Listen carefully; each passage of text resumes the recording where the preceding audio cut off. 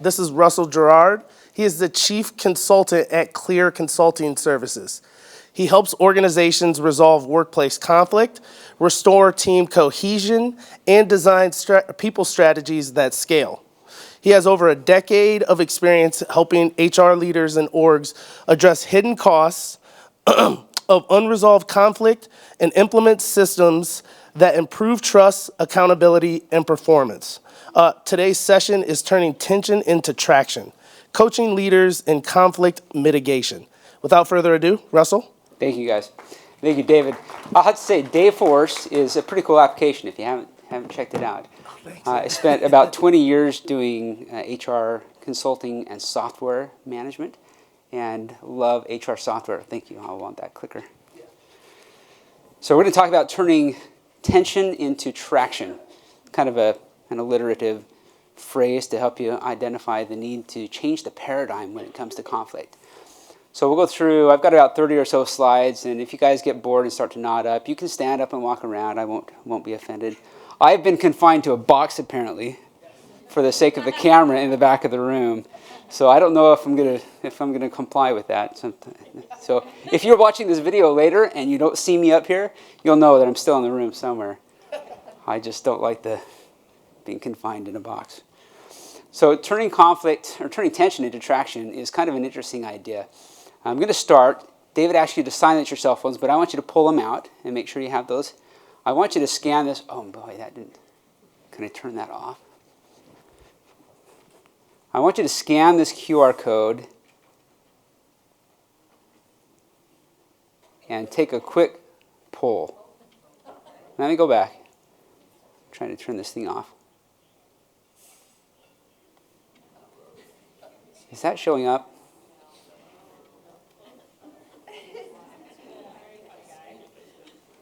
I know. Let me adjust the slide quickly here.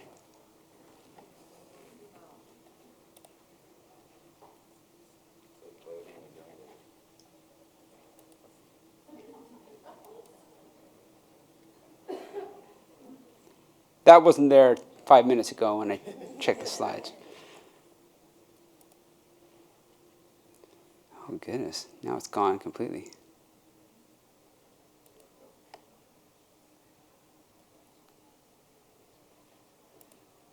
Were any of you able to scan that before it disappeared?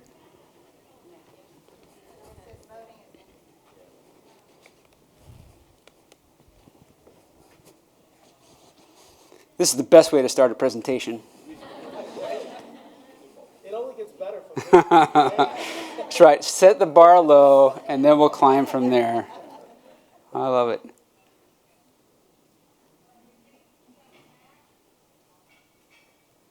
I'm not sure I can make this work. Okay, we're going to do this old school. It was a quick pull. It was going to show on the screen the live results, which would have been really fun to see. Oh, I'm out of the box. Please get back in the box. So, by raise of hand, we'll do this old school. How many of you have experienced conflict in the last week? How many have not experienced any conflict? Okay, in the last week. How about the last month? Oh, interesting. So I've got some moderators now that I'm going to ask to come up and join me and help present this slide deck to you. Some folks who don't experience conflict very often. So the poll, now I can't even get the slides to come back up. The poll was about the frequency with which you experience conflict. I lost that slide altogether, but we got the rest of the session. So how many of you have experienced conflict between 1 and 5 times in the last month? How about 5 to 10 times in the last month? 10 to 20? Okay. It does. It absolutely does. Yes. Did you guys hear that question? She asked, does it count? Conflict with your kids, does that count? It absolutely counts. I'm not talking about conflict necessarily in the workplace, just conflict as you perceive it. All right, let's start over. We might start at 100. We might, yeah. Between 1 and 5 times in the last month. 5 to 10. 10 to 20, 20 to 50, 50 to 100. How many never feel like you're not in conflict? How many of you feel like you're always in conflict? It's a constant given in your life. Okay, we've got a few of those as well. Hopefully you'll get something out of this presentation then. Our goals are threefold. One, we want to understand the cost of conflict, and that's going to relate specifically to the workplace, although a lot of these principles that we will discuss can apply to you personally in other aspects of your life. So I'm going to show you how to calculate the cost of conflict. Well, I won't give you the secret sauce to my conflict calculator, cost of conflict calculator, but I'll show you generally how it works and how you can identify what the cost of conflict is in your organizations and then how to reduce that. And this is generally how you're going to reduce it, by teaching your leaders how to become better conflict managers, or at least conflict mitigators. So we want to teach them some relational intelligence principles and then equip them with a takeaway. This is my goal for the day, is to get you to a point where you can actually apply some practices to make a difference in your organizations, on your teams, with your kids, with your spouse, with your partner, whoever it might be.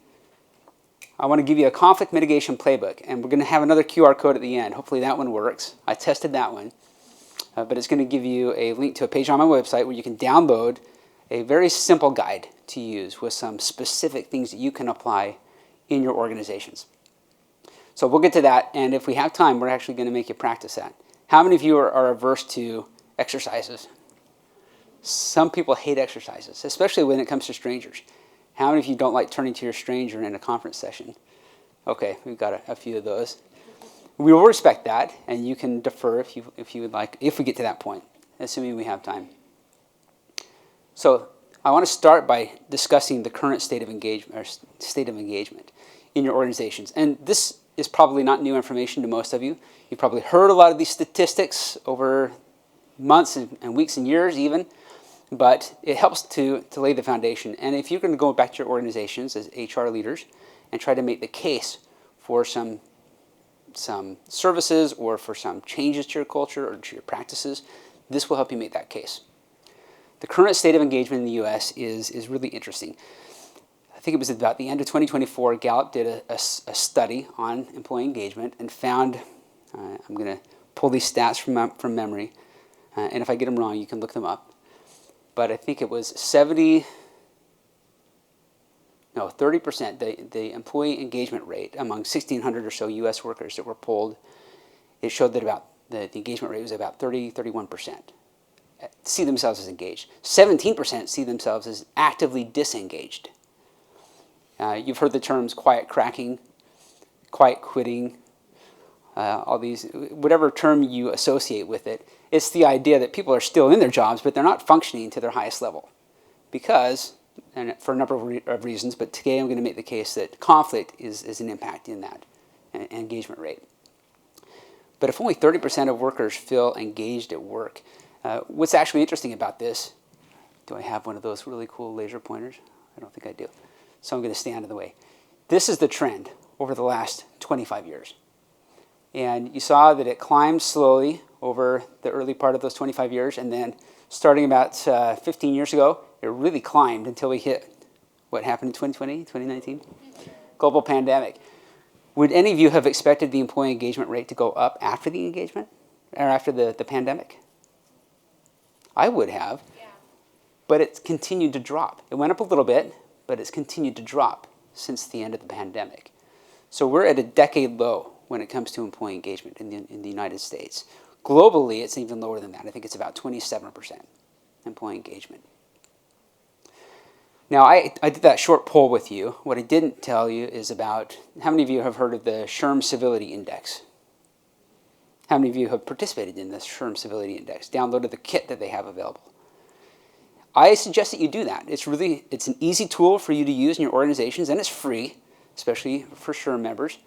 But you can go to the MISHRM website, even just Google MISHRM Civility Index, and we'll talk a little bit about that a few slides hence. But it's really interesting because MISHRM, starting in 2024, started this quarterly survey among U.S. workers, asking to what extent they have experienced incivility. Not necessarily in the workplace, but just in general. And we'll talk about some of those findings in a moment here. But it certainly impacts employee engagement, the level of incivility that we experience in society. And it's really hard to keep that level of incivility outside of the workplace. So we've all experienced that. In fact, the survey data will show that we've all experienced that. But it's just really interesting to look at this employee engagement rate. One of the impacts, I think, for employee engagement is that employees are not feeling psychologically safe. There was a session just an hour ago about psychological safety. Did any of you attend that? Was it pretty telling to hear some? Great. Yeah. Really cool stuff. But psychological safety it's again one of those terms that we hear, but inherently we just know what that means. We know it when we feel it. We know when we don't feel it. If we don't feel psychologically safe in our environment, then it's going to impact our engagement. Is that safe to assume? So only 24% of those who were surveyed out of about 1,600 U.S. workers indicated that they felt psychologically safe. That means that 3 out of 4 U.S. workers feel psychologically unsafe at work. Now, you don't have to raise your hand for this if it's too conspicuous of you, but consider, do you feel psychologically safe at work? Why or why not? We had a couple hands, people who are not afraid to show that they're not feeling psychologically safe. The youngest generation of workers, those under age 35, are especially affected. And I won't get into that in today's session, and I'm not a psychologist, but there are a number of reasons for that statistic. So this is some of the information from the MISHRM Civility Index. They started this, again, just in the beginning of 2024, so they're only about 7 quarters in. I don't think they've even done, maybe 6 quarters. I don't think they've measured all of the statistics from the second quarter of 2025. But out of 168 million workers in the United States, 63% of them have experienced, actually 71% have experienced incivility in the last month. So many of you rose your hand. I was asking about conflict, not necessarily incivility. You can make a comparison between the two, but they're not always one and the same. So 71% of U.S. workers have experienced incivility in the last month. Many of you have experienced incivility or conflict in the last week, maybe in the last couple of hours. Maybe now you're feeling conflict as I share some of these statistics with you. But there were 208 million instances of incivility per day. Is that surprising to anybody? Have some nods, have some shaking of heads. We hear it in the media. We see it on social media. We feel it in our interactions with other people. And incivility comes in many forms. It can be simply being disrespected or ignored. It's uncivil. If somebody comes to your office in HR and is coming to express a concern about some interaction that they had, if you just ignore them. Or if you don't give them your full presence, that can be perceived as incivility. But it's costing organizations $2 billion per day. That's a lot of money. What could you do in your organization if you had a portion of that? You can do some really, really cool stuff. So you can participate in this incivility or this civility index if you would like to get into that. It's not just employees who are feeling this stress and this conflict. And conflict is a perception. We'll talk about that as well. But it's managers who are feeling that. How many of you have direct reports? And of those, you probably have reports of those reports. So you've got a downline reporting up to you. 75%, and this is according to Harvard Business Review, an article that they did, 75% of managers find that their most difficult thing about being a manager is dealing with relationships, difficult relationships. Employees are feeling that same thing to the extent that 50% of them are leaving their jobs. Now, we'll talk a little bit about employee turnover as well. You've seen, I'm sure, a lot of those statistics, so I won't belabor this point too much. But again, I'm just trying to lay the foundation to help you make the case as you go back to your organizations for changes that you might want to implement. $350 billion is spent annually on leadership development, but $1 trillion more is lost in turnover. That tells us that the leadership training is not enough. How many of you come to a conference and get motivated and then go back to your workplace and feel like, oh, I wish I could do some of those things they were talking about? I feel like that every time I come home from a really cool conference. My session's not going to be particularly entertaining to you, but there will be others that really impact you. Maybe mine is. I don't hang my hat on that. But you'll go back to your organization and you'll want to implement some of these ideas. I'm going to give you a playbook that I hope will be easy for you to actually implement some of those things that we talk about and to enact some changes, even if they're just small changes, because that's how any change happens. Change and culture is adopted over a period of time.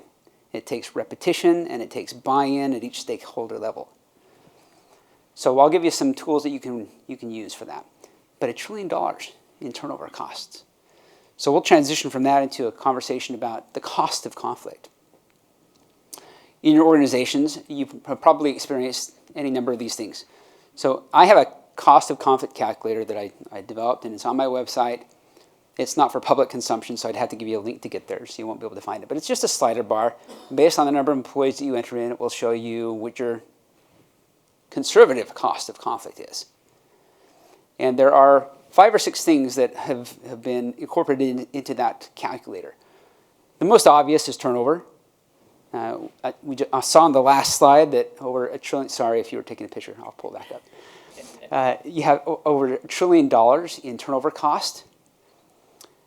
I estimate, and it's not just me, but most of the studies out there estimate that 10 to 30% of turnover is due to conflict. If we go back to this slide, 50% of employees are perceiving that there's enough conflict to lead them to leave their job. One of the statistics I didn't share with you back on the MISHRM Civility Index and the amount of conflict that people are experiencing is that I think it's about 50%, so it aligns with this statistic here, about 50% of employees think that they will leave their job in the next year because of a relationship with their manager, or a poor relationship, or lack of relationship with their manager. So the turnover costs are hard costs and soft costs. Obviously the hard costs are the cost of recruiting, hiring, onboarding a new employee. You can calculate those pretty easily. The soft costs are not as easy to calculate. You've got the cost of lost productivity, the loss of institutional knowledge, the morale, the impact on morale when a good employee leaves your organization. Those are a little bit harder to calculate. So I've been very conservative in the cost of those soft costs. But the hard costs are well documented. SHRM actually estimates, I think, they say that the cost of turnover is about 250%, between 200 and 250% of the annual salary of the employee. So if your average salary of employees, say $75,000, you're going to spend 2.5 times that to replace that employee. That's pretty impactful. So it doesn't take much to get to that $1 trillion in turnover cost. But turnover cost is only part of the cost of conflict. You have the cost associated with formal disputes, and this could include your grievances within your policies that you have in your organization to deal with employee issues. But also, and we talked a little bit about lost productivity, 10 to 20% of time is estimated to be lost based on conflict. And it can be even higher if conflict is being experienced at the rate that the MISHRM Civility Index indicates it is. If you feel like you're in constant conflict, and we had a few hands in the room that felt like that, then it's going to certainly impact your productivity. You're going to be a less effective manager, a less effective collaborator, and certainly you're not going to feel like giving back to your employer very much. Absenteeism is a real cost that can be calculated. And again, these are conservative numbers. 4 extra days per year are estimated to be lost because of conflict. Again, you don't have to raise your hand for this one, but how many of you have felt like staying in bed instead of going into work some days because you fear some interaction? Or you still have some... I love that the hands go up even when I say you don't have to raise your hand. But it's a real thing. And the reason these hands go up is because these people, they need help. They want solutions. They want change. We want change. Sometimes I get real passionate. I hope I don't cry. But employees want change. That's what this comes down to, how people feel valued. If we go back to some of those turnover numbers and the turnover rates that we have in organizations, the reasons that these studies, Gallup and Harvard Business Review and others, the reasons that they find that employees leave their organizations, Yes, we have the relationship with the manager that impacts their decision to leave. But it can also be just feeling a lack of recognition. It can be feeling like your expectations have not been very well clarified. It can be feeling like nobody at work cares about you or your work. These are real things. And in my HR consulting over the last couple of decades, one of my favorite questions to ask HR people, and I'll ask you now, is how many of you got into HR because you like people? How many of you still like people? I think we all do inherently, and we want to do right by our employees, or we wouldn't still be in the jobs that we're in. So I applaud you guys for sticking with it. So just, might not be able to see this in the back of the room, but if you have 170, 175 employees in your organization, you can expect the cost of conflict to be around $1.5 million per year. So if you want to go back to your CFOs and your CEOs and make a case for some additional training or some systems, because there are some really good tools available online now, and many of you probably use GPTs, AI tools, and bots. How many of you have done what my wife likes to do? When we have an argument, she goes to ChatGPT. and it frustrates the crap out of me because I consider myself a conflict management professional. That doesn't mean that I am exempt from conflict. We certainly have that. But we'll have an argument, and she'll go to ChatGPT, and she'll type in, my husband said this, or he did this, and this is what I want to say. Give me a good way to say this. And she'll say, tell me how to talk to a narcissist. And that's all she has to do to get me back on track, really. This might be too much information for you, but 15 years ago or so, went through some marital counseling. I've been married for 26 years next week. We went through some counseling about 15 years ago, and I was diagnosed as a narcissist by the therapist. And I'm so grateful. I'm very grateful that I was. So now I tell people that I'm a recovering narcissist because I own it. I have to, or I slip back into those narcissistic tendencies. You have to own it, and you have to be aware. And I'll talk about some of these principles that you can apply with your leaders. A lot of executives are perceived as narcissists, especially by those who are not narcissistic. Now, as a recovering narcissist, I have a radar, so I can pretty well identify somebody who's acting narcissistically. But all my wife has to do is type that into ChatGPT. She doesn't even have to read the response. She just has to tell me that's what she typed in. And it's enough to kind of knock me upside the head and remind me that I need to shape up. I need to do things differently. I need to change my frame and be more aware of how I'm speaking with her and behaving around her. I don't know how I got onto that tangent. Holy cow. Yeah. I think it was just to say you can go to your CFOs, your CEOs, and you can use ChatGPT, you can use AI tools effectively, because I didn't tell you, when she types that in, it gives her some really good responses. And it's right on. And she'll try it, and it works. But she doesn't do it just with me. She does it with her. She has a butthead manager who doesn't see things very clearly. And it works with her, and it works with anybody that she's conversing with. So the point is, there are some really good tools. And a lot of them are free, but there are a lot of applications. I don't know if Dayforce, where's David? Does Dayforce have any kind of AI tools that help with interactions with employees, that give you some prompts or some suggestions? It does, yeah. Okay. Employee engagement. Yeah. I spent 20 years working for an HR software company, and we incorporated a lot of those types of tools around performance management and employee engagement and even compensation planning and training. So you can find a lot of tools out there. If you need to make the case, coming back full circle, make the case to your CFOs, your CEOs, your decision makers to incorporate some of these tools in your organizations. This is how you make the case. Show them how much money they're losing. And then they'll see an immediate ROI on the cost of whatever the application is or the training that you want to do. I talked about, I keep saying we, you guys aren't sharing with me, come on.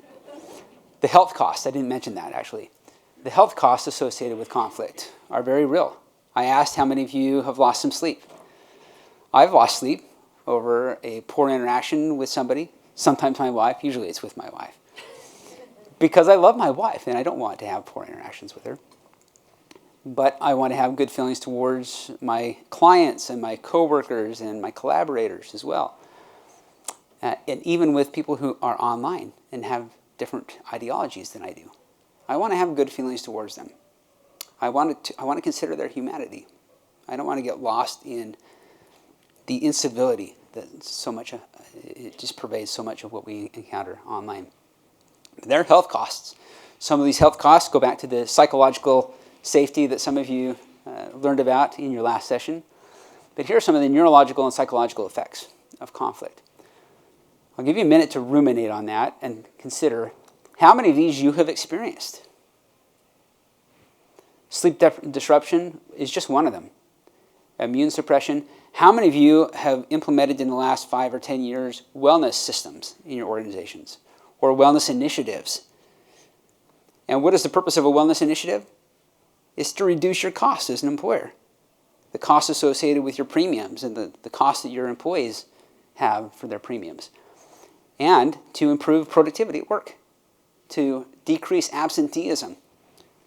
We all know the case for a wellness app. These are really very real effects of conflict that we experience. The last one here I want to talk about for a moment, behavioral spillover. Often we are in conflict with other people. How many of you have actually had somebody react poorly to a conflict, which perpetuates the conflict or which escalates the conflict? How many of you have had employees come to your office because of behavioral spillover?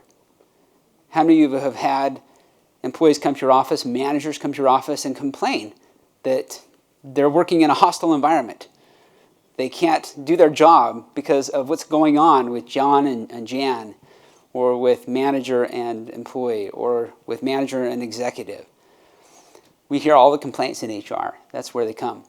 So that behavioral spillover is a very real impact of conflict also. This is a fun case that I like to throw out there. Ethel Caterham is the oldest living person in the world. She's in the UK. She turned 116 in August. She was interviewed and asked what the secret is to her long life. And I love her response. She said, "Never argue with anyone." And it's very real. It's very true. Sometimes it's hard to apply. And sometimes you just can't help but defend yourself when you feel like you're attacked or your values are being threatened. In fact, that's what so much of the propaganda is that we see online and in every political party and thought process out there. So if we just take stock of our impact and our contribution to conflict in our organizations, that's a good place to start. Have any of you ever heard of Chief Justice, or not Chief Justice, but Justices Sotomayor, I always mispronounce her name, Sotomayor and Amy Coney Barrett? Two of our Supreme Court justices. Different ideological perspectives and political parties and ideas. They went on the speaking circuit about the same time that this MISHRM Civility Index started. It was about 1.5 years ago, I think. And started demonstrating civility. And I love this example so much because they differ so widely, but they're able to demonstrate that it's okay to disagree and to still be agreeable, to get along. That's what we need in our discourse, in our organization. So I wanted to throw that example up there. All right, we're going to switch now to, so I've laid the foundation for conflict and the state of the workforce and what we're all experiencing. Now we're going to shift a little bit into some principles of conflict relation intelligence. Conflict and relational intelligence. See if I can speak. So the first thing, if I don't stand in front of the camera, I want to define conflict.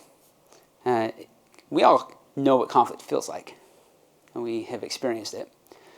But if you give it an academic definition, it's about scarcity and power imbalance and perception. So if we go back to scarcity, it's a scarcity of money, of opportunities, of resources, of recognition, of time. And all of those things, if somebody perceives, keep in mind that concept. It's perception. Conflict is all perception. All you have to do is perceive that there's a scarcity, even if there's not really a scarcity. You might have all of the resources that you need available to you, but you don't perceive that they're available to you, or you perceive that there's a competition for those resources. Power imbalance is another element of conflict. If you perceive that there is an imbalance in authority or control or access, those can all be elements of conflict. Even when all of your goals do actually align within an organization or between a manager and an employee, if there's a perception that it's incompatible, then there's conflict. I had a professor years ago in my undergraduate studies. He used to say, conflict is simply when one person perceives an issue. Both people don't have to agree that there's an issue.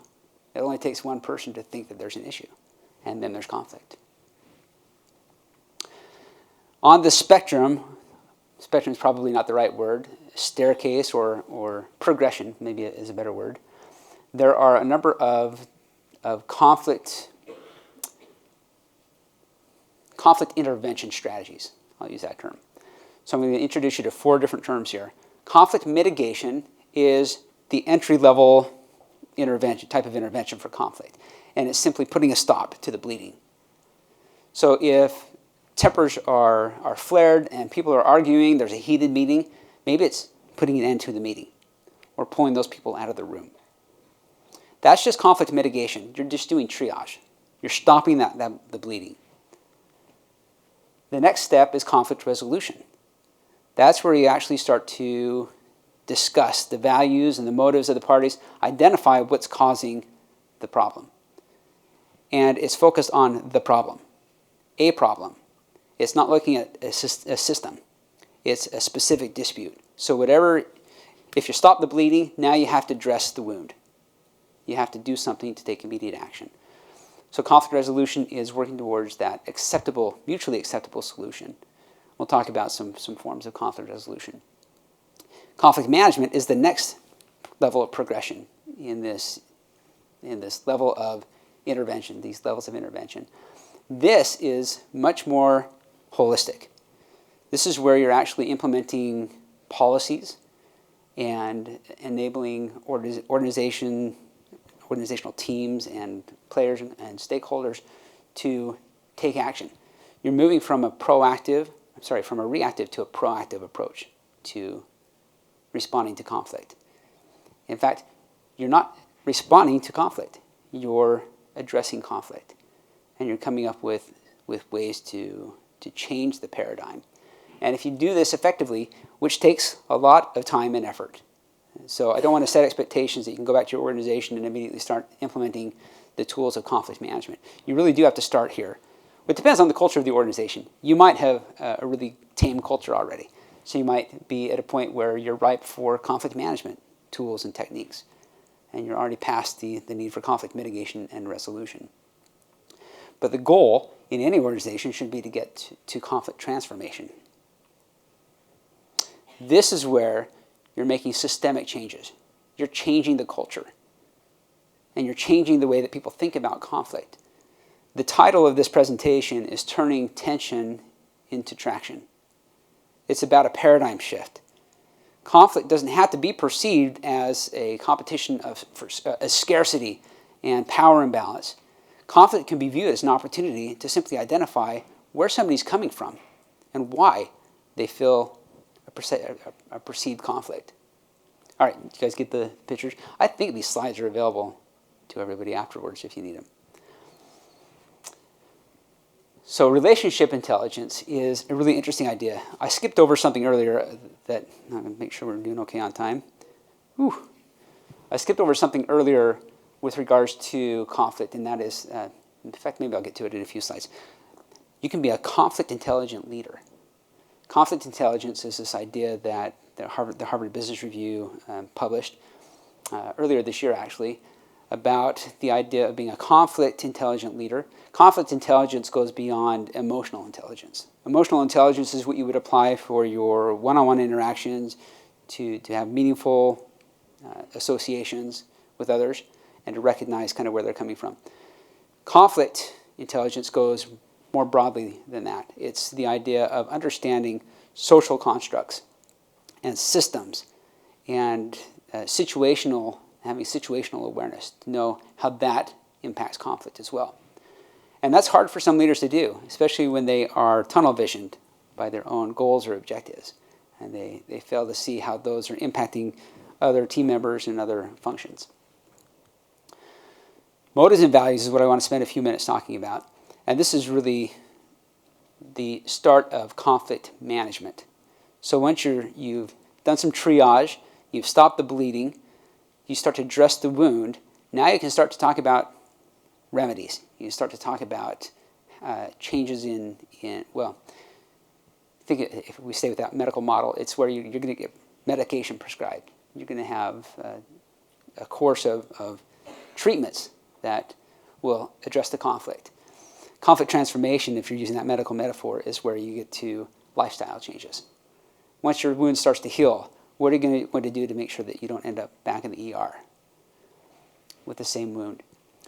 So any mediator is going to start with conversations about motives and values. Motives are the behaviors that we see. Values are the beliefs that drive those behaviors. If you're able to understand the motives of those persons who come to your office complaining about one another or some situation, understanding the motive will give you greater self-awareness. You might be acting as the mediator in HR. That doesn't mean that you are not also making an impact on the conflict. So you have to start with your own self-awareness and identify what you are or are not doing to contribute to the conflict or to a resolution. And that's a key element of conflict intelligence that we want to train our leaders how to use. Understanding the values helps you understand why certain goals and outcomes are important to different people. We have different values. I think in most cases, organizationally, our values are well aligned. We just have different ideas about how to address those values. And there's a perception that one's values are threatened, and that's what generally leads to conflict. So we'll spend some time now talking about, have any of you heard of core strengths before? It's a system out there. The strengths deployment inventory is a really cool tool. It's kind of a cognitive assessment tool like Myers-Briggs or some others that are out there, DISC and such, that helps you identify your conflict management style. Helps you identify the strengths that drive your interactions, both in the absence of conflict and then how those strengths are displayed differently when you perceive conflict. So it's a little bit different than some of those other cognitive assessment tools that I mentioned, in that it really focuses on what changes in conflict and how to manage your strengths and weaknesses in conflict. But I love the idea that this platform uses for strengths and motives. Strengths are simply like the buoy that you see on top of the water. How does a buoy work? This is kind of a rhetorical question because you all know how a buoy works. Does a buoy stay right where it should? The buoy interacts with the waves and the wind and the weather. The buoy is going to move back and forth. It's not always going to be static in one position. What is static, though? That anchor, your motives. So our strengths, our behavior, is what other people are able to perceive and what they are able to observe. Our motives are what drive those behaviors. Do your motives ever change based on context, based on what you're experiencing, based on maybe how much sleep you've had or haven't had, based on how many people have already come to your office to complain about something, based on how many demands are put on you to meet certain deadlines? Your motives change contextually based on what you're experiencing. I'm sorry, your strengths change. Your motives stay the same, though, those underlying drivers. And so any good mediator is going to start with a conversation about motives. And what happens, and I'm sure and you'll all nod your heads when I say, when somebody comes to your office and you ask, what happened? Or tell me what's going on. They launch into a tirade.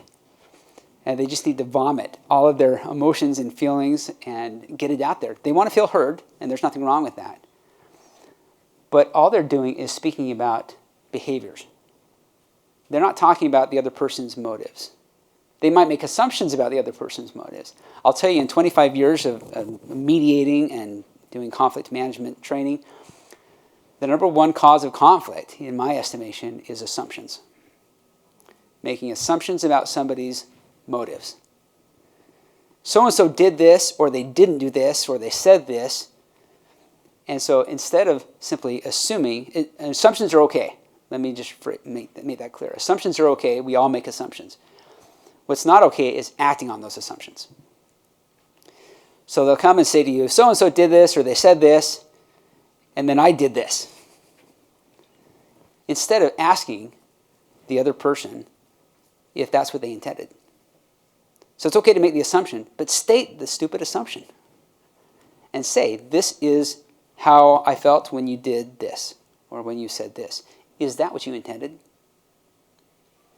And every time that I coach people to do that, and they start to do it in a mediation, the tone starts to change almost immediately. Because they recognize that they didn't intend. It's like my wife and my narcissistic tendencies. I'll say things and they'll offend her. And all she has to do is ask me, is that what you intended? This is how that made me feel. Is that what you meant? And 95% of the time, 5% of the time, it is what I intended. But 95% of the time, it's not. And I'm not proud about the 5%. And I always end up, groveling and asking for forgiveness.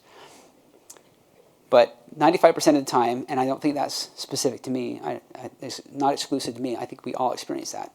And we need to give one another the benefit of the doubt. 95% of the time, people don't intend for you to be offended by something they do or say, or don't say.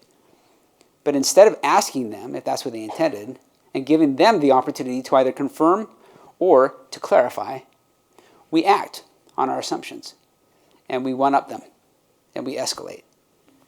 And that's how conflict becomes violent, and how relationships are irreparably harmed. So we want to avoid that. Observe the strengths, but inquire about the motives. So in the framework of core strengths, which was acquired by Crucial Learning last year, they have this, and I'm not here to sell the platform, by the way, but this is it's one that I facilitate in, and so I understand it really well. But you can get a lot of the same results with other tools out there. This is just the one that I've chosen for my practice. They have the motivational value system, which is something that is identified through the strengths deployment inventory. It's a multi-question thing that you take, and it takes 20 or 30 minutes to do it. But it helps identify what your motivational value system is. And how that motivational value system changes, we'll get to it in a few slides hence, when you perceive conflict. So you might be able to recognize some of your own personality traits in the slides that will come up in a moment. But the results of the assessment will identify where you fall in this motivational value triangle. And there are 7 different areas. People who are blue are typically driven. So if we go back to the idea of motives, we're just talking about drivers, what drives people's behavior. People who are typically blue are those who are very accommodating. They're all about inclusion. This is where a lot of HR people fall. They get into the field, you get into the field, because you want to help people. And you want to make sure that everybody's included, everybody has a voice. People who are green are the analytical thinkers. They're the ones who like to have more time to look at all the options and make sure that we're not overlooking something that we should be considering. The people who are red, those are the drivers. Those are the ones who are all about just performance, getting things done. So it's people, performance, and process, the 3 Ps. And then you have combinations of those. Some people have attributes of both, or 2 different personalities. My favorite people are the ones who are in the hub. They're kind of even keel. Some of you who rose your hand and said that you don't ever experience conflict, you're probably in the hub. Because you have enough understanding of different people's personalities and motives and drivers that you can see from their perspective. And you're pretty even keel. What's most impressive are the people who stay in the hub or move to the hub when they perceive conflict. I'll give you a moment to just digest some of this. This is a little bit more description about each one of those motivational value systems. Take a look at that. Just take 1 minute and see if you can identify which one you might be. Then think about who's the first person that comes to mind when you think of conflict. Which one of those do you think that person might be?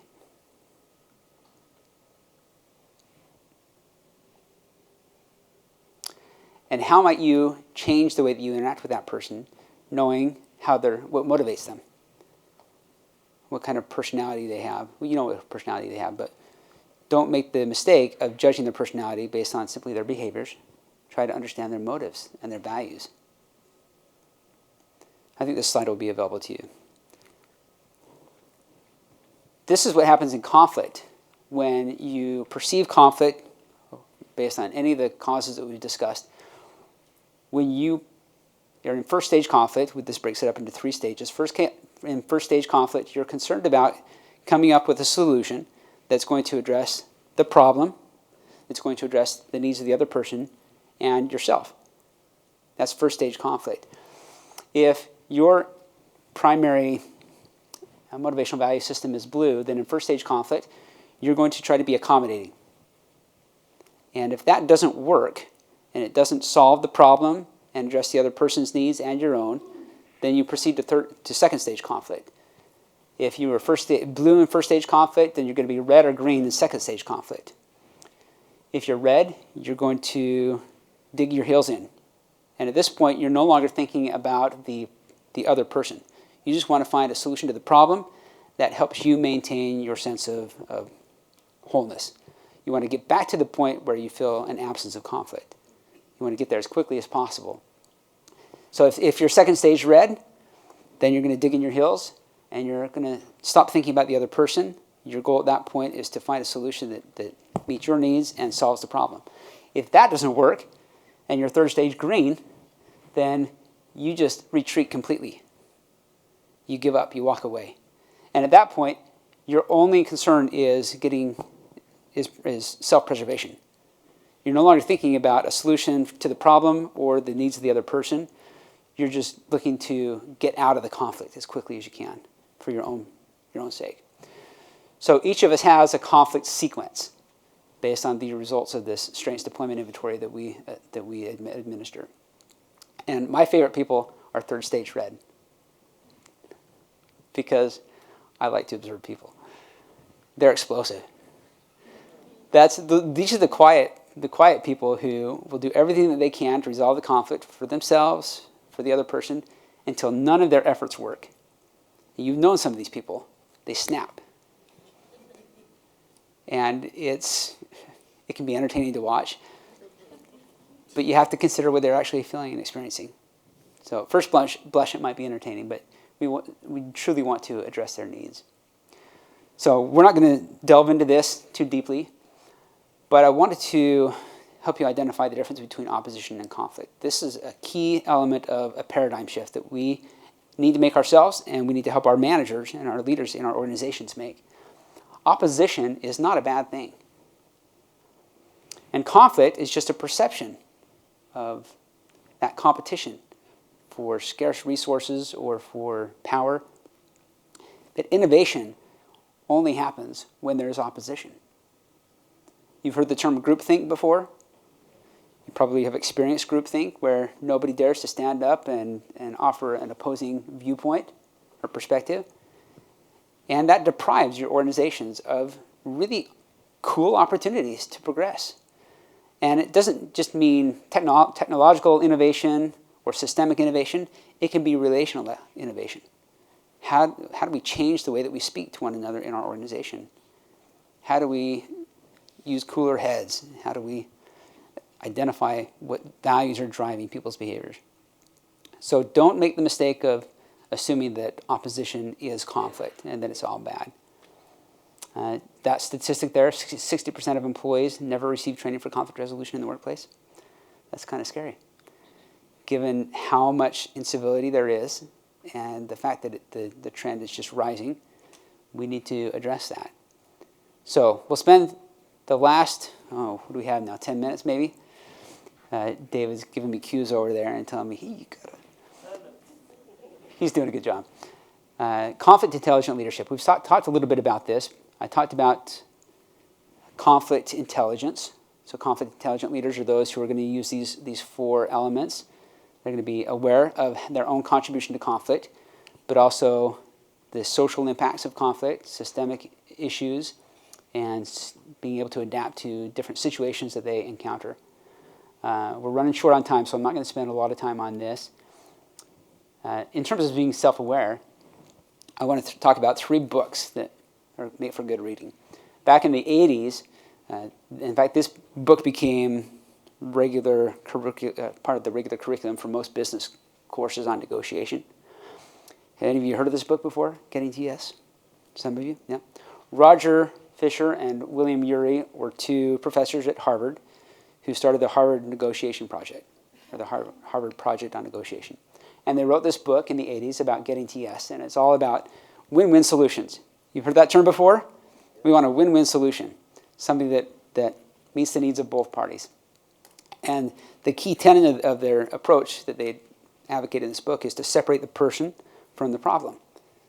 So you're not personalizing the conflict.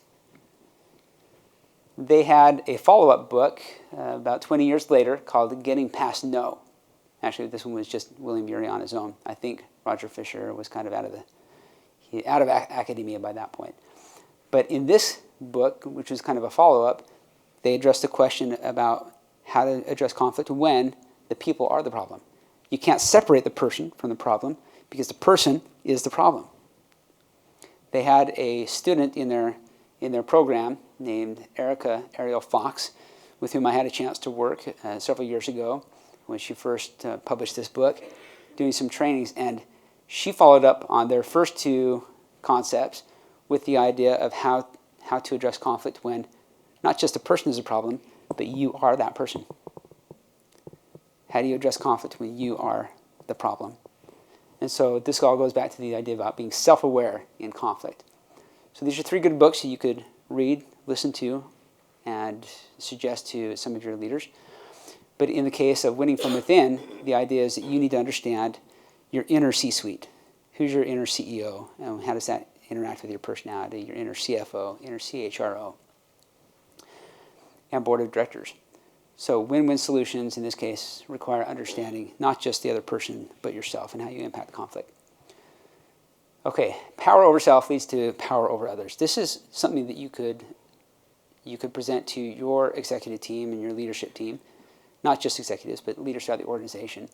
I talked about core strengths and the strengths deployment inventory, but DISC, MBTI, Clifton Strengths, there are a number of different assessment tools out there. Use one. Use multiple. Use something, though.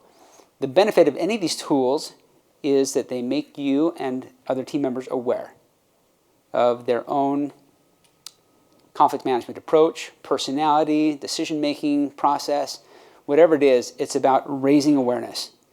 And some of these tools, not to just plug these 2, but I don't know that the other ones have it, but Core Strengths and SDI, they have plugins for Teams and for Microsoft Teams and for Zoom and stuff, so that when you're on these online sessions, you have a little profile that pops up right there on the screen.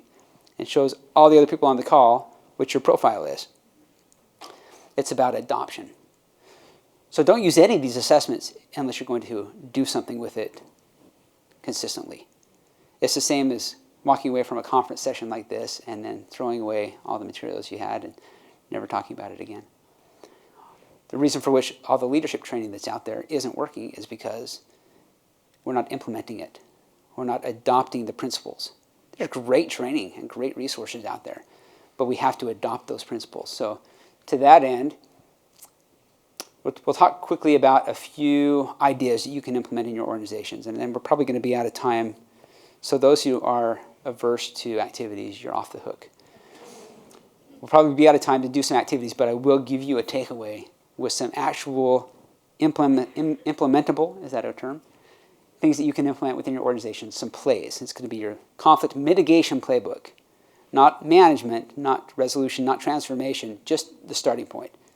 What are the easiest things that you can implement in your organization to start making some changes, a shift in the way that you consider and manage conflict? Feedback loops are a good one. Close the loop quickly. Am I still in my box? I hate this box. Create those open channels. How many of you do surveys, employee engagement surveys, or just satisfaction surveys, employee surveys? How many of you do pulse check-ins? Okay.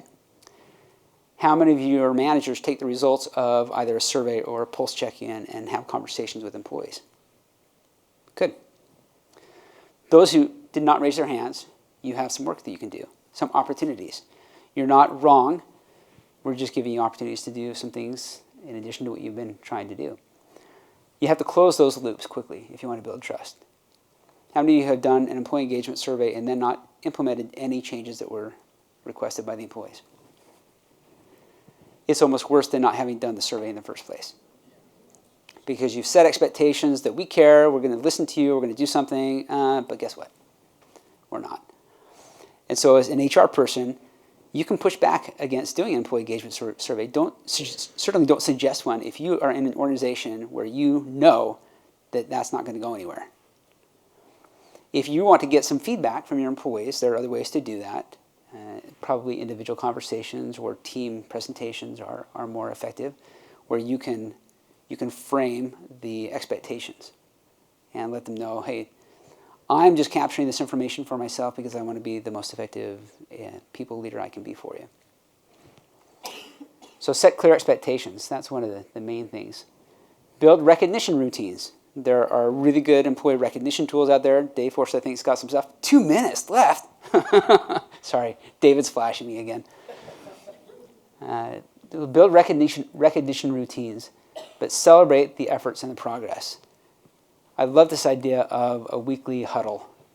Some teams do a daily huddle. At least start with something quarterly or monthly and set expectations with managers that they hold some check-ins with employees. I love the approach that, not Gallup, what can I think of the name of the organization? Shoot. It'll come to me as soon as we're done. They changed their performance management approach to a 3-question thing. I spent 20 years with employee performance management software. And don't tell anybody that I said you can do away with that. You can ask 3 questions. What are you doing now? What do you need help with to accomplish those goals? And, no, I did that in the wrong order. What have you accomplished in the last week or month or so? So your check-ins can be 3 questions. What have you accomplished recently? What are your top goals? And what resources do you need from me and the organization to achieve those goals? Check-ins can be very simple, and they don't have to take longer than a few minutes, especially if they're done frequently.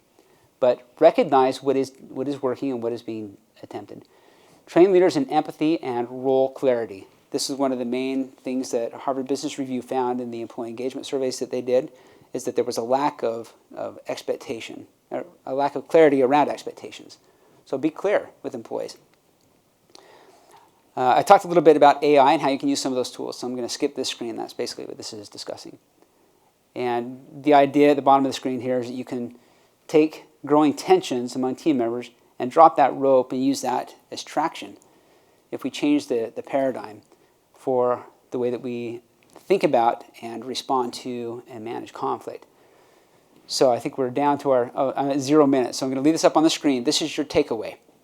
If you make sure this works, this will take you to a private page on my website with a download, with a 4 or 5 page document with some plays, some specific things that you could implement in leadership sessions. So maybe once a month you meet with teams and you implement a play here and a play there.